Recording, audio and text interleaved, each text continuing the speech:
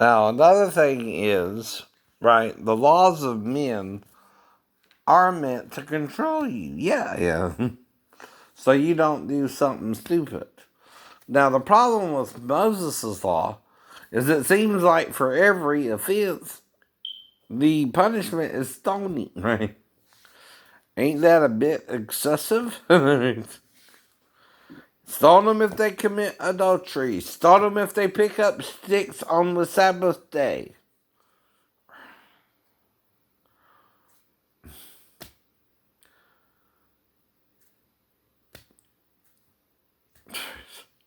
Stone them if they steal. Right. Murder does not equal those things. Right? No, it don't. No, it don't. That too is going overboard. Now, for instance, even Hunter Robbie or whatever his name was, the first guy to set up a city with laws as well before Moses, right? Even his laws was if you still cut off their hand. Now that's a bit extreme. If you steal, you're to replace what you stole, right? Like with the truck, for example. I can't even pay off the truck because the insurance company, and because the officer falsely made it my fault, and I tried to sue him because he's the one who messed up the accident report, but he used sovereign immunity to get out of it. Again, which is by definition an admission of guilt itself, that he did something wrong in the line of duty. But I still am out over $2,000, which I can't pay. I know. To pay off the truck. And any refunds or anything I could get after that is only if I pay it off fully off too. Right. Say I had a service plan or whatever. I can't even get it back till I pay it off. Right. Right. All right. So I'm also out that money. Right. Though, like I said, whatever the service contract is, I might get that back, but I still got to pay off the whatever amount Santander has built it up to by now, too. Right? Since it was paid off back in last April, I think, as well. That's the whole point.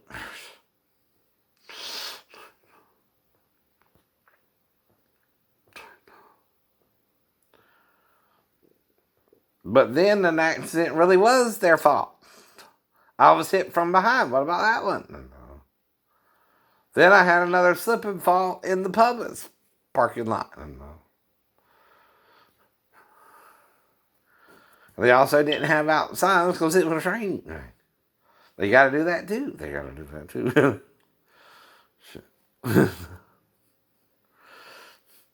Mm-hmm.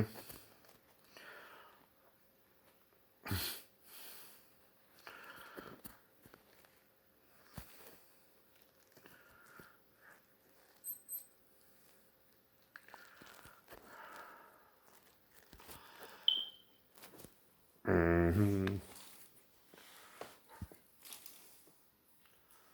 It's the whole point to the law. Mm-hmm. The law is also supposed to protect you if you're trying to follow it, and other people are trying to sabotage you, right?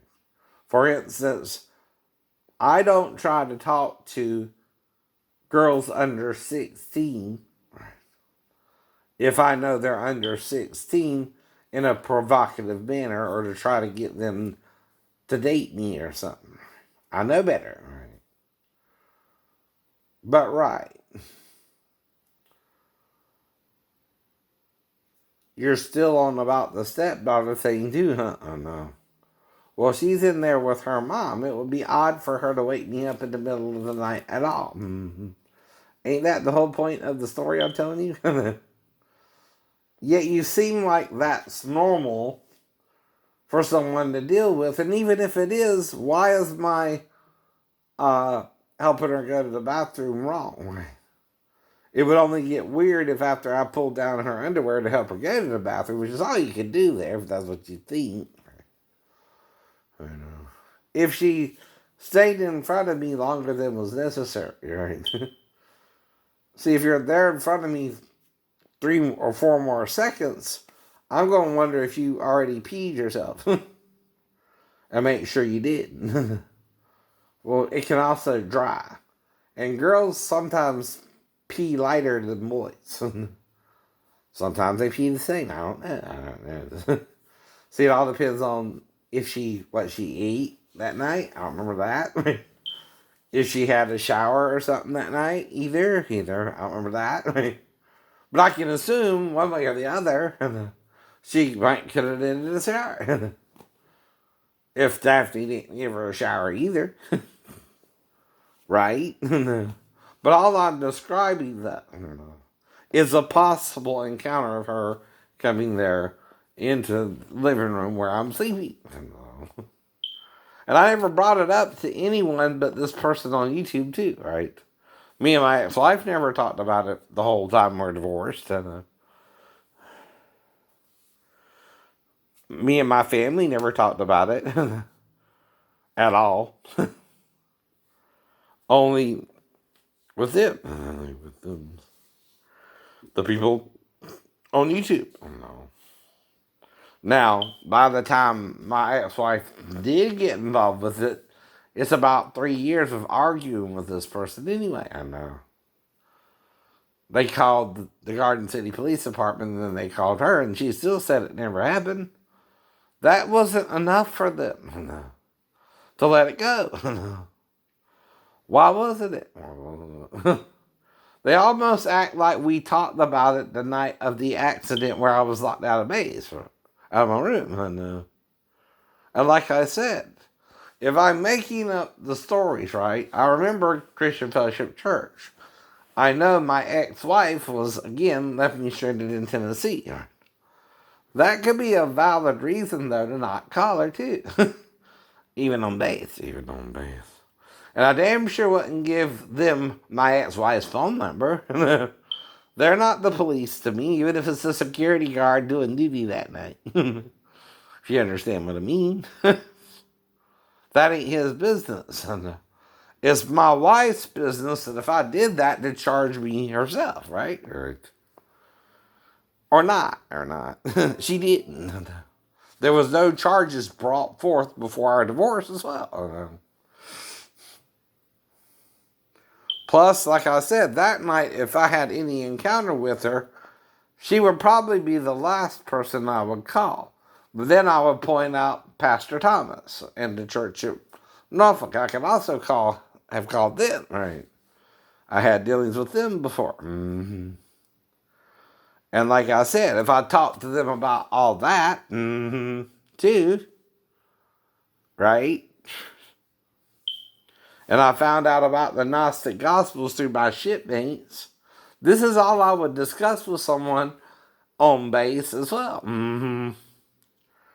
Because they're trying to mix something up. They're trying to change something that didn't happen. And the only night we could have talked about it is the night of the accident. Which I assume, because the way I blacked out was I hit the side of the building and was knocked out when I did that, like with a car wreck. I don't know exactly what happened there either, but I assume it was the windshield that knocked me out, right? Because it was a different type of wreck. The car crashed into the ground. Like they kind of did one of the Goldberg's episode, but it was the station wagon. I know. Except this was a Cutlass Supreme. 1982, I believe, or 81.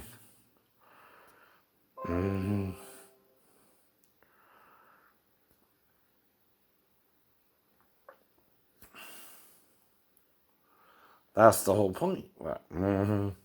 You weren't there.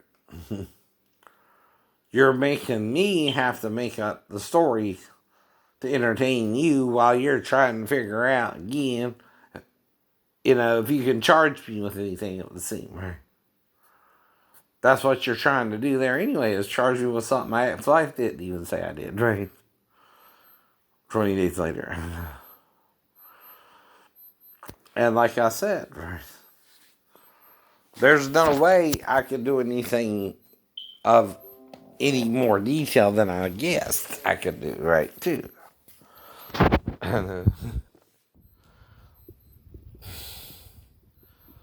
But if they accused me of molesting her, I would ask them the same question: what could I have done? Lick her one time?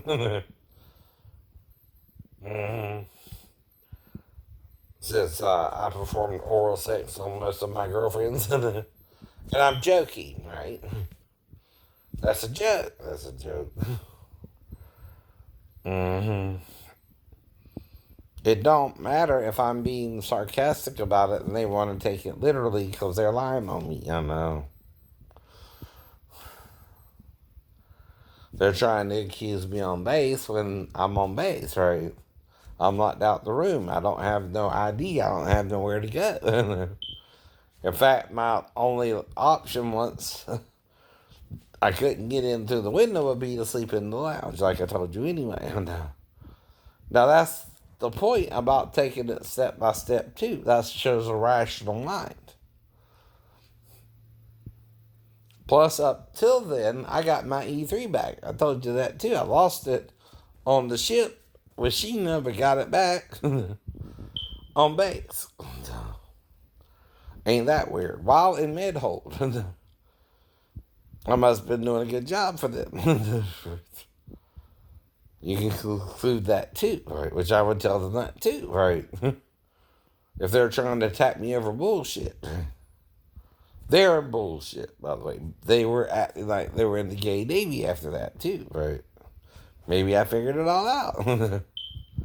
Maybe it did involve Pastor Davidson, some of the things I heard about him doing on 2020. But I wouldn't know. I didn't go that far into the ministry, right? They tried to do something with me 3 times, and after the 3rd time, I quit going out and started having sex with women. The girl that chased Party up the Sheena. And then after Sheena, too, I know. Because Moses says something different than Paul said.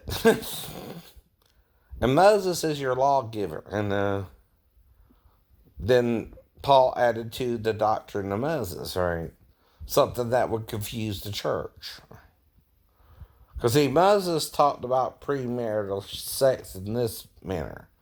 If a man entice a maid or a virgin and lay with her and have sex with her before she's betrothed to any man, right? And she's unbetrothed, right?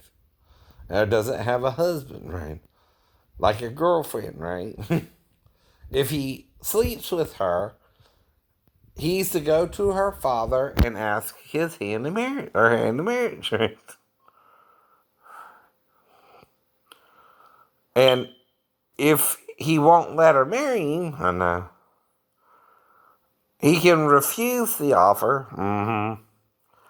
Then he has to pay her dowry, right? Which, then you got the question of, well, is that prostitution or whatever? No, it's the proper thing, I guess, you should do if you have premarital sex with a virgin, right? To at least pay her dowry or seek her father's hand in marriage, I know. And leave it up to him, right? If he'll let you marry her, right? Then after that function, right? Okay, you, again, if she's a virgin, right? You either pay the dowry or you marry her, right? In a ceremony. That too is talking about premarital sex. But wait a minute, the Samaritan woman, right, is living with a man who was her lover when Jesus met her. And she had 5 husbands. right? She was married 5 times. She was a divorcee, right? Like some women, it didn't work out with her with some of the men she was with. And she had finally settled for someone outside of marriage, right? And in Samaria, unlike Judaism, or say Palestine and Jerusalem, and there wasn't as big of a deal as that with the religious Jews at the time either. Since she was a Samaritan, it didn't really matter to them that she was shacking up with some guy either, right? Right. That's what you call it today, though. They were shacking up. They weren't legally married, but were living together and having sex. Obviously, that's what he meant. Too, by the way. But did Jesus also hook up with her? Last time I checked, 5 husbands plus 1 lover, and she met Jesus, who told her he was the Messiah. And he talked to her like the servant for Rebecca and Rachel did. Though Jacob met Rachel himself. So Jesus, like Jacob, talked to her at Jacob's well. That's where they were at. That's where they were at, silly. Was Jesus the 7th to have her to wife, right? Now, it also talks about 7 brothers having sex with 1 woman. What's that about? What does that have to do with anything? Well, Mary Magdalene had 7 demons cast out of her. She also,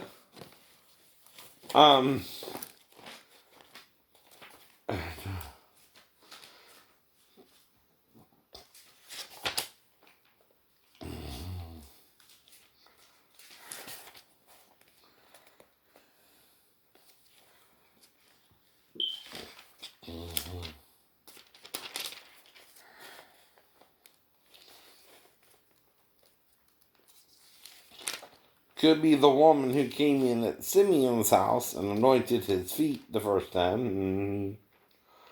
And is she the wife caught in the act of adultery? Well, Nicodemus calls him rabbi. In Judaism, if you're called a rabbi,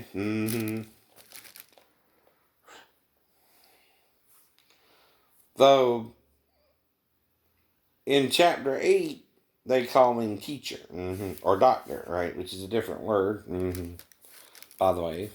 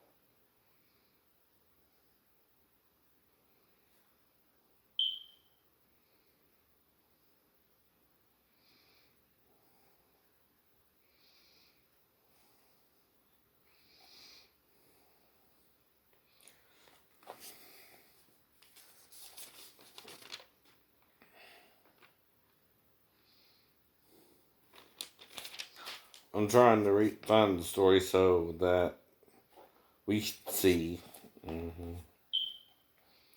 more details.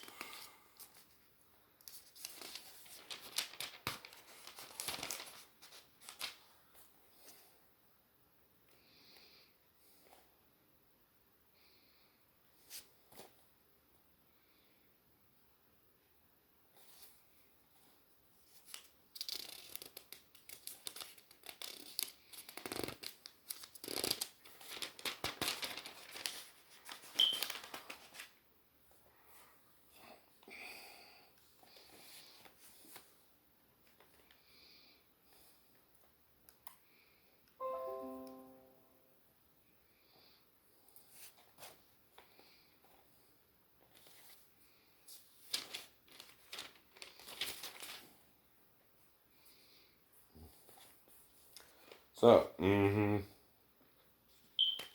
then came to him certain of the Sadducees which deny that there is any resurrection, and they asked him, saying, Master, Moses wrote unto us, if any man's brother die, having a wife, and he die without children, that his brother should take his wife and raise up seed unto his brother.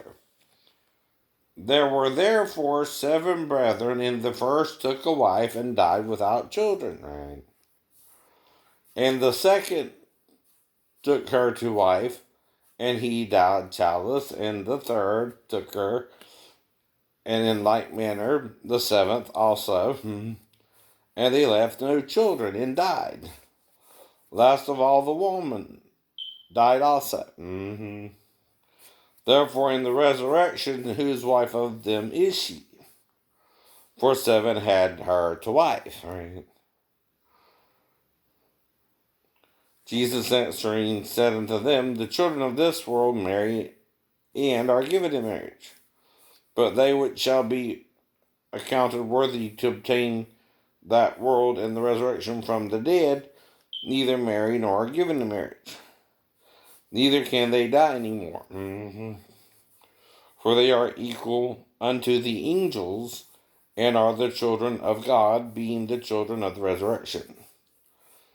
Now that the dead are raised, even Moses showed at the bush when he calleth the Lord the God of Abraham, and the God of Isaac, and the God of Jacob. For he is not a God of the dead, but of the living, for all live unto him.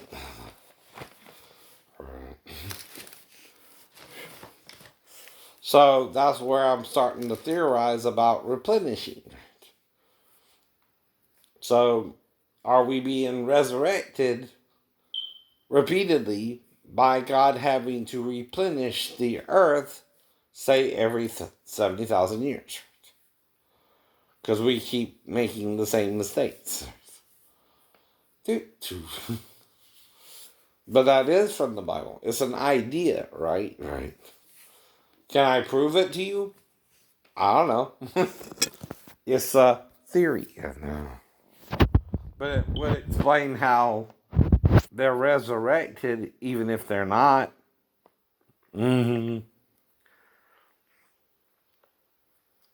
Resurrected in the tail, right?